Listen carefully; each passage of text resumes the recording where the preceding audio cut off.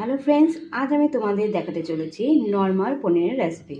তার জন্য নিয়েছি কিছুটা পনির, একটা তেজপাতা, কিছুটা টমেটো কুচি, কিছুটা মটরশুঁটি, কিছুটা আদা বাটা আর আলু ডুমডুম করে কেটে নেওয়া হলো। এই হচ্ছে উপকরণ।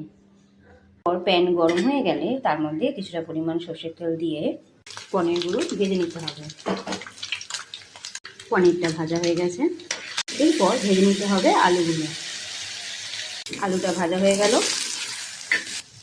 এরপর আবার একটু তেল দিয়ে তার মধ্যে দেওয়া হলো সাদা জিরা আর তেজপাতাটা।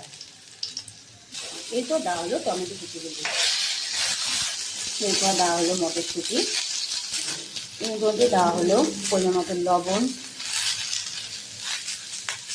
আদা বাটাটা দিয়ে দেওয়া হলো, এরপর পরিমাণ মতো হলুদ গুঁড়ো আর একটা কাঁচা লঙ্কা দিয়ে দেওয়া হলো, পরিমাণ মতো জিরে দিয়ে দেওয়া হলো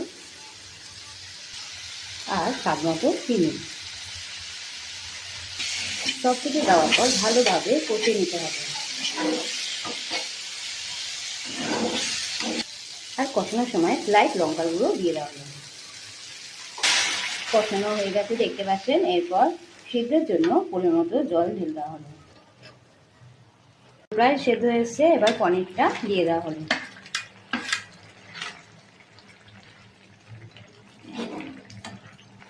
আর দুটো এলাচ দিয়ে দেওয়া হলো। আমাদের পনির রান্না তৈরি। খুবই সুস্বাদু রেসিপি। যদি ভালো লেগে থাকে তো অবশ্যই বাড়িতে ট্রাই করে খাবেন। টাটা।